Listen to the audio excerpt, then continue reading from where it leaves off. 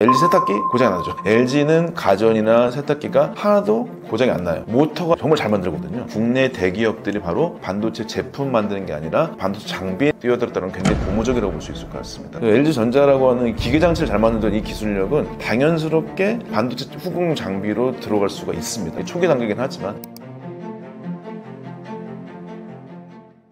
한미 반도체의 하이브리드 본더 팩토리 신설이 글로벌 TC 본딩 시장에 미치는 단기적 장기적 영향은 어떻게 될까요?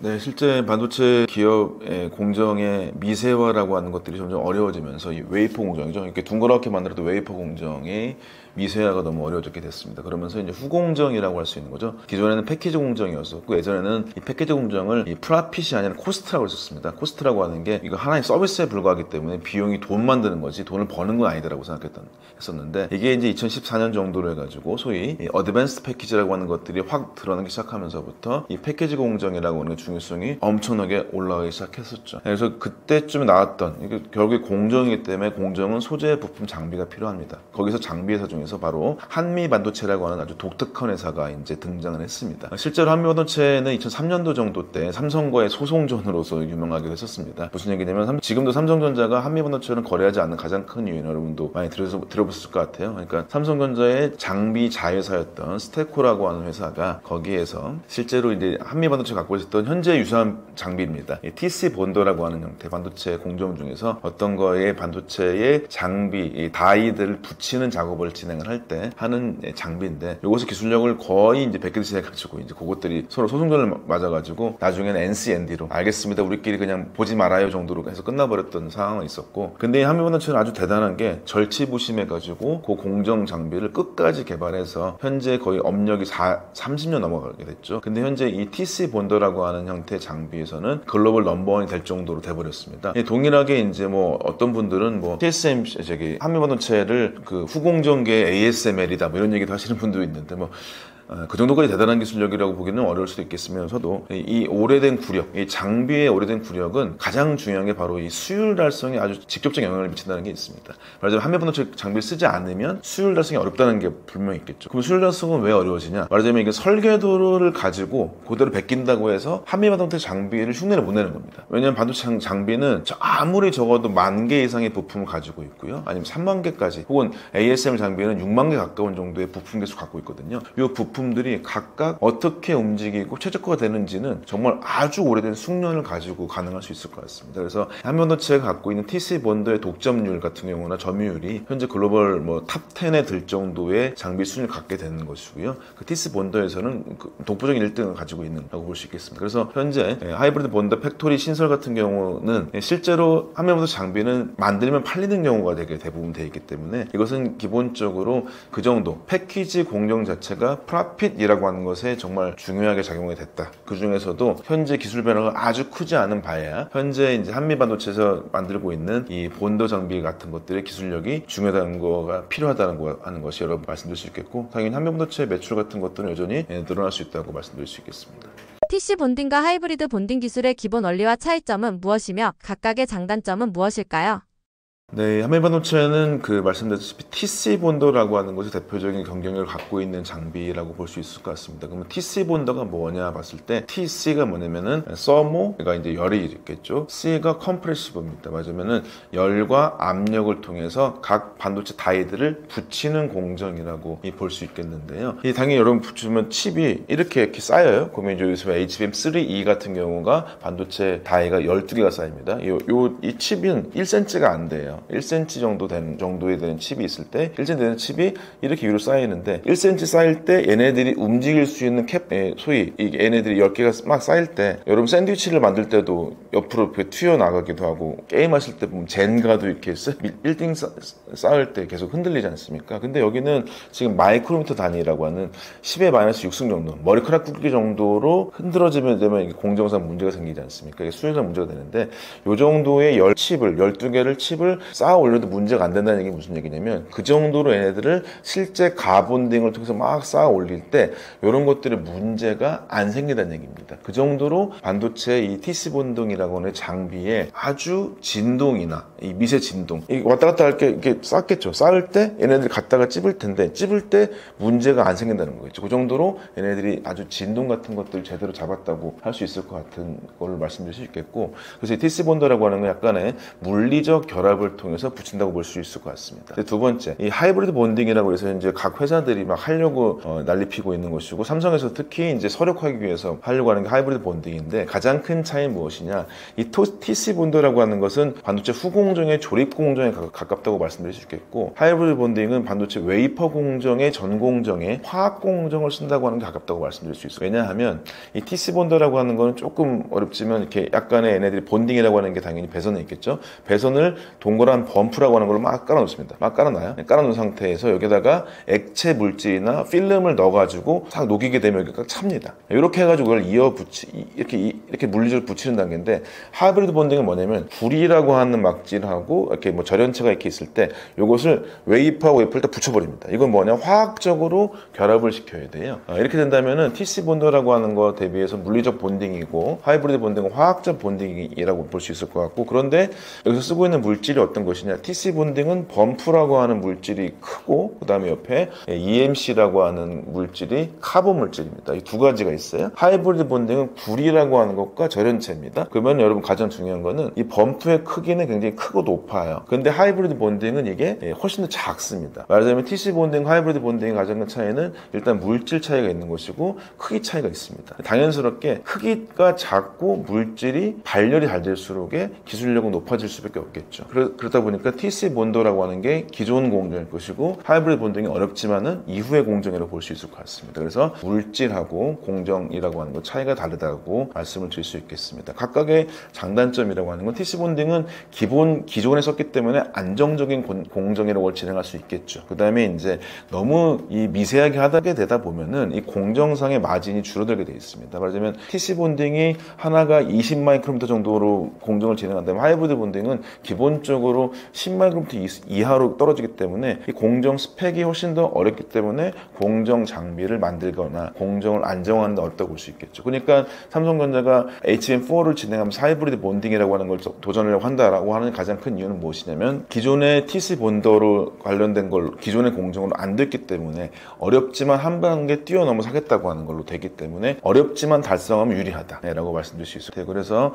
가장 기본적인 원리는 TC 본딩은 후공정, 기존 걸 쓰는 것이고, 하이브리드 본딩은 전공정이랑 접목이 많이 된다고 말씀을 드릴 수 있겠고, 장단점은 TC 본딩은 기존 거라서 만들기 쉽고 기존 설비를 쓸 수 있겠다. 하이브리드 본딩은 새롭고 어렵지만 만들면은 한 단계 점프할 수 있겠다. 이렇게 말씀드릴 수 있을 것 같습니다. 하나세미텍, SK하이닉스, LG전자가 개발 중인 차세대 본딩 기술의 특징과 경쟁력은 어떻게 평가되나요?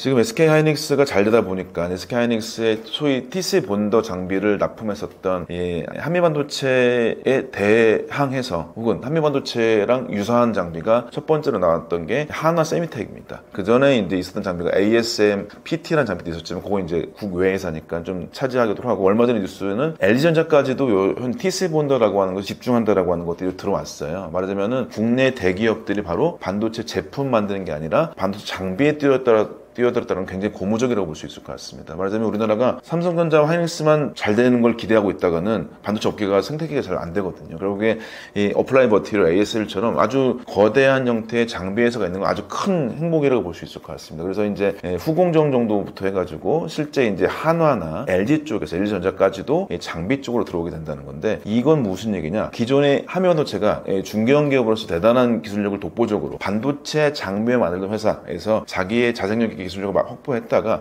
근데 이런 것들이 이제 생각보다 한미반도체는 아주 우수한 사람들, 여러분 뭐 대졸자들이 대부분 반도체 회사나 뭐든 간에 대기업 가고 싶어 하지 중견기업은 갈 생각보다 안 하지 않습니까? 한미반도체처럼 뭐 약간 어떤 면에서 중견기업에서 자생력으로 만들었던 거 대비해서 물론 대단한 일이긴 하지만, 이 인재 같은 경우가 실제로 여전히 한화나 LG 쪽에 더 유리한 건 맞을 것 같습니다. 그렇지만 이 반도체 장비가 결국에 무엇이냐? 이 특히 반도체 장비라고 하는 게 결국에 기계장치라고 하는 게 여기서 판가름 나는 것이죠. 이 하나는 아주 오랫동안 태양 태양광과 그다음에 다양한 기계장치, 게다가 카이라고 해서 항공우주까지 하고 있는 생각보다 기계장치를 잘 만드는 회사입니다. 그러다 보니까 이제 한화 세미테크이라고 해서 작년에는 이게 한화 정밀기계라고 하는 회사였거든요. 이 회사가 반도체 장비를 전공정, 후공정 다 만들고 있습니다. 현재 후공정 쪽에서 TC 본더라고 하는 걸 만들어서 경쟁해봤는데 생각보다 굉장히 품질이 잘 나옵니다. 그러니까 한화 세미텍에서 그래서 이제 특허 같은 걸 소송전을 한 것이죠. 근데 그것들이 이제 어떤 뭐 진행이 되긴 하겠습니다만서도 이게 기술력이라고 하는 게 뭐 아주 뭐 그런 뭐 소위 뭐 어떤 형태 카피라이트 권한까지 어떻게 정확되는지 모르겠지만 생각보다는 확보가 잘 됐다고 하는 게 현재 업계의 전망입니다. 그리고 LG 여러분 생각하시는 거죠? LG 세탁기 고장 안 나죠. LG는 이제 마케팅만 잘하면 된다는 얘기가 왜 나오냐? LG는 가전이나 세탁기가 하나도 고장이 안 나요. 그렇죠? 모터가 잘 만들고 정말 잘 만들거든요. LG전자라고 하는 기계장치를 잘 만드는 이 기술력은 당연스럽게 반도체 후공 장비로 들어갈 수가 있습니다. 그러니까 LG전자가 굉장히 그거에 대한 어떤 형태 반도체 업계에서 기존에 LG전자가 IMF 때 반도체를 팔아가지고 여전히 그 그룹의 대표나 그룹의 총수들이 여전히 힘들어하거든요. 그때 빅데이에서 LG 반도체 팔아가지고 하이닉스 해버렸으니까 그걸 너무 아쉬워하는데 반도체 장비 업계로서 들어가가지고 그 헤게모니를 한번 가지고 싶겠다라고 하는 것에 LG전자의 노력들은 의미가 있을 것 같습니다. 초기 단계긴 하지만 그래서 현재 반도체 TC본드로 봤을 때는 기본적으로 봤을 땐 한미반도체, 두 번째로는 한화 세미텍, 세 번째로 들어온 현재의 LG전자. 이 각각 기계장치를 잘 만들던 이 회사들이 이 각축전을 붙는 것은 우리나라의 반도체 생태계 확보로서는 아주 대단한 일이라고 생각이 들기도 하고 이 세계 회사가 물론 이제 여러분 제가 무슨 새로운 기업, 대기업들 좋아한다는 건 전혀 아닙니다. 한미반도체도 각각 개발을 할 것이고요. 하나도 개발할 것이고 LG도 뛰어들 것입니다. 이런 것들을 보고 실제로 경쟁해가지고 이 뛰어난 장비가 글로벌리 수출까지 됐으면 좋겠고 이것들이 실제 현재 상태가 어떠냐? 이 하나 세미텍 같은 경우는 TC 본더를 중심으로 해가지고 만들려고 하는 것이고 이 하나 세미텍은 거기에 경쟁하는 것이고요. 그 다음에 이제 LG 같은 경우는 아까 말씀드렸다시피 TC 본더가 아니라 하이브리드 본딩이죠. 한 단계 앞서 나가는 장비 이쪽으로 집중하고 있는 것들이 있어서 각각 세계 회사들의 이 경쟁력이나 기술차가 조금씩 있다고 말씀드릴 수 있을 것 같습니다. 패키징 기술 발전이 전체 반도체 성능과 수율 향상에 미치는 영향은 무엇일까요? 패키징 기술 발전은 굉장히 현재는 중요해졌죠. 첫 번째 질문하신 대로 반도체 성능 향상에는 지금은 절대적입니다. 말하자면 전공정 미세화를 통해서 반도체 성능의 확보라고 하는 것들이 어려워졌습니다. 이것들을 실제로 반도체의 칩들을 싹 엮어가지고 한 칩의 반도체에 최적화를 시켜주는 패키징 공정이 성능 향상에는 절대적이라고 볼 수 있을 것 같고 수율 향상에는 굉장히 더 어려워졌습니다. 예전에 반도체 패키징 공정을 만들 때 실제로 지금처럼 소위 어드밴스 패키지 나오기 전에 반도체 패키지 공정 스텝이 50개 스텝 전후밖에 안 됐습니다. 50개 스텝이라는 여기서 수율이 거의 뭐 99% 나올 정도 있었거든요. 근데 지금은 반도체 패키지 공정 자체가 너무 어려워져가지고 수율 확보에 패키지 공정의 영향이 굉장히 큽니다. 말하자면 반도체 전 공정의 다이를 잘 만들어도 이것들이 후공정 자체가 공정, 그 상태 공정 장비에서의 수율 확보가 너무나도 어렵기 때문에 실제로 반도체 공정에서 패키지 공정의 수율 향상을 위한 장비, 소재라고 하는 것의 발달이 아주 지대하다고 볼 수 있을 것 같고 그것이 현재 TSMC에서 진행하는 소위 칩 온, 웨이퍼 온 서브스트레이트 코오스라는 전략에서도 지금 코오스 전략의 수율이 60% 이상 나온다고 하는, 잘 나온다고 얘기할 수 있습니다. 말하자면은 10개 만들려면 6개 버린다는 얘기, 4개 버린다는 얘기겠죠. 근데 그렇더라도 현재 엄청난 소득을 벌 수 있다라고 되어 있습니다. 그건 무슨 얘기냐면은 그 정도로 이 패키지의 소재, 부품, 장비 이것을 최적화를 통해서 나오는 수율 향상이라는 방식이 현재 반도체 업계에서는 가장 중요하다고 말씀드릴 수 있겠습니다. 글로벌 패키징 시장에서 한미 반도체와 경쟁하는 주요 업체들은 누구이며 경쟁 구도는 어떤가요? 현재 TC 본더라고 하는 것에 집중해서 말씀을 드리게 된다면 여러저러 회사가 있겠지만 일단 TC 본더로만 집중하도록 하겠습니다. 그래서 이제 반도체 제품에서 기존에 이제 한미반도체와 경쟁하던 회사들은 누구냐? 첫 번째로는 일본 회사인 싱카와라는 회사가 있습니다. 이제 삼성 같은 이건 어떻게 여러분들이 알고 계시냐면은 아시겠지만은 삼성에서 이제 삼성의 자회사였던 세메스가 한미반도체와 유사한 장비를 만들려고 하다가 굉장히 어려워졌었고 지금은 이제 뭐 계속적으로 연구 개발 중이기도 하고 최적화하고 있긴 합니다만서도 세메스라고 하는 것이 안 됐었을 때 세메스보다 훨씬 단가가 2배 이상 비싸다고 얘기하는 일본의 싱카와라는 장비 회사가 이제 기본적으로 한미반도체와 경쟁하는 회사긴 한데 지금 TC 본더로 봤을 때 1등은 한미반도체가 역할을 하고 있습니다. 그다음에 이제 새롭게 나올 수 있는 경쟁 구도, 아까 말씀드렸다시피 하나 세미텍이라는 회사가 만만한 회사가 아니더라라고 말씀드릴 수 있겠고, 기존에 이제 반도체에서 ASM이라는 회사가 있죠. ASM이 글로벌 반도체 업계에서 6등 정도 하고 있는 것이고요. 그 회사는 주로 이 전공정에 증착 공정을 잘 만드는 회사라고 볼 수 있겠습니다. 그래서 원래는 네덜란드에 있다가 ASML과 분산해가지고 지금은 일본 회사라고 말씀드릴 수 있겠고요. 이 ASM에서 전공정뿐만 아니라 후공정 쪽, 그래서 ASM PT, 패키지 테스트겠죠. 이쪽 장비를 만들어서 현재 한미반도체하고 경쟁하고 있겠습니다. 그래서 대표적으로 글로벌리 보게 된다면은 한미반도체가 있을 것이고요. 그 다음에 아까 말씀드렸다시피 싱커라는 장비가 있는 거고, 그 다음에 ASM PT가 있습니다. 국내를 봤을 때는 세미스가 이제 좀 처지긴 하지만 현재 계속적으로 장비를 만들고 있다고 말씀드릴 수 있겠고, 세미스와 연관된 회사들도 마찬가지, 국내 삼성 자회사들도 만들고 있고, 그 다음에 국내 대기업들을 봤을 때 하나 세미텍, 그리고 이제 말씀드린 대로 LG 같은 경우도 뛰어들고 있다라고 말씀드릴 수 있겠습니다. 향후 TC 본딩 및 하이브리드 본딩 기술 트렌드는 어떤 방향으로 진화할 것으로 예상되나요? 네, 기본적으로 이제 반도체에서는 계속 소위 가장 중요한 게 계속적으로 이 집적도가 향상된다. 집적도라고 하는 거는 이제 패키지 공정으로 보자면은 IO 개수라고 얘기를 많이 하죠. IO가 인앤아웃 개수입니다. 말하자면은 신호 처리 개수가 계속 증가할 수밖에 없겠다. 근데 칩은 조금씩 줄어들고 있다. 그러면은 이 자그마한 칩에 신호 처리 개수를 늘려야 된다. 그러면은 이만한 면적일 때 여기 신호 처리 개수가 예전에 1000개였습니다. 1000개였으면 여기 배선 개수가 2개가 있다고 친다면 칩은 작아지는데 신호 처리 개수가 2000개예요. 그러면 당연히 신호를 다 맞추려고 하면은 신호의 개수 있는 이 지점들의 크기가 줄어들겠죠. 당연히 그러니까 IO의 크기, 이 배선의 크기가 계속 줄어들 겁니다. 개수는 늘어나고 줄어든다. 그럼 이런 형태이기 때문에 배선을 만들기가 점점 어려워질 수밖에 없습니다. 그래서 기존의 TC 본더라고 할 수 있는 거는 아주 하이엔드 반도체라고 할 수 있는 뭐 엔비디아의 나오고 있는 반도체, 예를 들면 현재 GPU가 있고 GPU 옆에 이제 TC 본드를 많이 쓰고 있는 HBM이 있겠죠. HBM이라고 하는 게 현재 HBM4라고 만들어 줄 때 이때 원래 이제 하이브리드 본딩을 처음에 설계해서 진행하려고 했었습니다. 요거에서 이제 HBM 만들려고 했던 회사가 아시겠지만 이제 하이닉스였을 텐데, 하이닉스에서 요것들을 바로 진행해서 TC 본더를 쓰지 않고 하이브리드 본딩 넘어가는 것들은 어렵다고 하는 것들이 나와서 실제 이제 이 두께라고 할 수 있는데, 두께가 얼만큼이냐 면 실제 이제 우리 이 두께 같은 거 재는 사이트를 우리가 재대기라고 보통 얘기합니다. 그래서 뭐 각 반도체 회사나 제품 회사들이 모여가지고 그때 인공지능 반도체 GPU에 들어가는 형태의 스펙을 어떻게 할까에서 현재 HBM에 쌓는 높이가 775 마이크로미터 정도 됩니다. 이 정도가 되게 된다면 여기다가 이제 우리가 12단을 쌀 거냐 16단 쌀 거냐 이렇게 됐는데, HBM4가 원래는 16단으로 시작하려고 했었습니다. 근데 이것이 왜 12단으로 시작을 하느냐 말하자면 이 TC 본더 활용 여부입니다. 왜냐하면은 이 TC 본더라고 하는 것을 우리가 산술적으로 생각해 볼게요. 여러분들 보시면은 원래는 775였어요. 근데 얘네가 16단이에요. 그러면은 이거 단수로 보자면은 16 곱하기 5 정도로 잡아볼게요. 그러면 얘가 웨이퍼라고 하는 다이하고 이 본딩 붙여주는 것이 50 마이크로미터가 넘으면 안 되죠. 16 곱하기 5가 800이니까 800 이하야 되거든요. 말도 안 되는 수치입니다. 원래 웨이퍼라고 하는 게 보통 100 마이크론 되는데 이걸 정말 갈아버리는 거거든요. 그래서 50 마이크로미터 이하 가는 것도 너무 어려운 일인데, 얘를 더 갈고 거기다 본더를 붙이는 건 너무 어려운 일입니다. 이걸 기본적으로 TC 본더라고 하는 두께가 보통 25 마이크로미터 정도 해야 되거든요. 그러면 25 마이크로 하려고 치면은 웨이퍼는 25 마이크로 돼야 되니까 말도 안 되는 거죠. 그래서 SK하이닉스에서 요청했던 게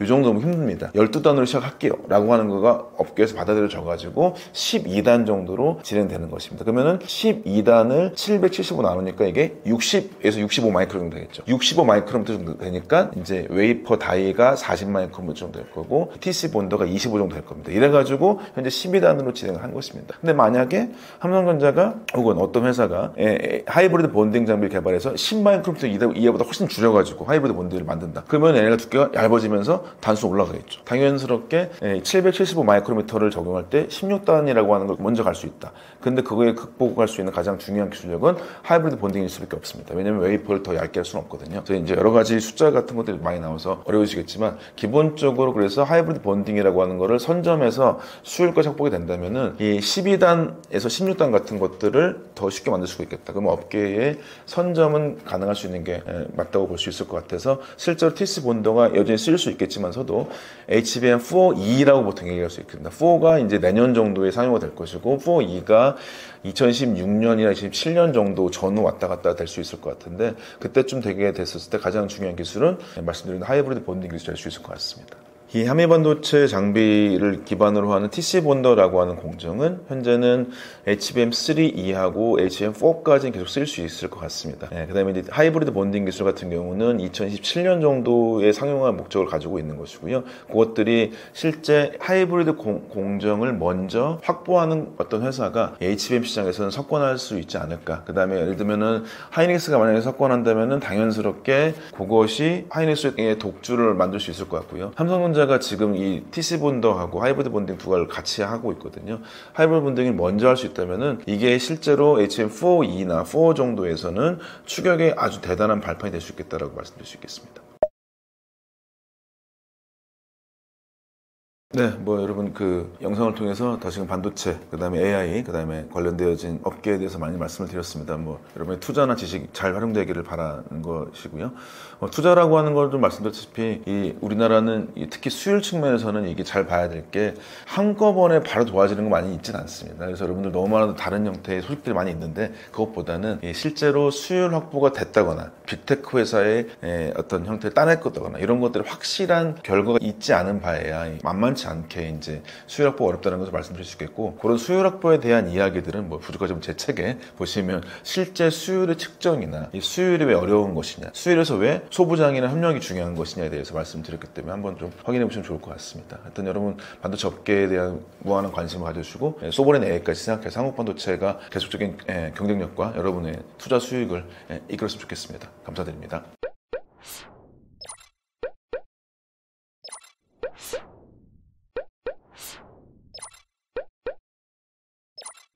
you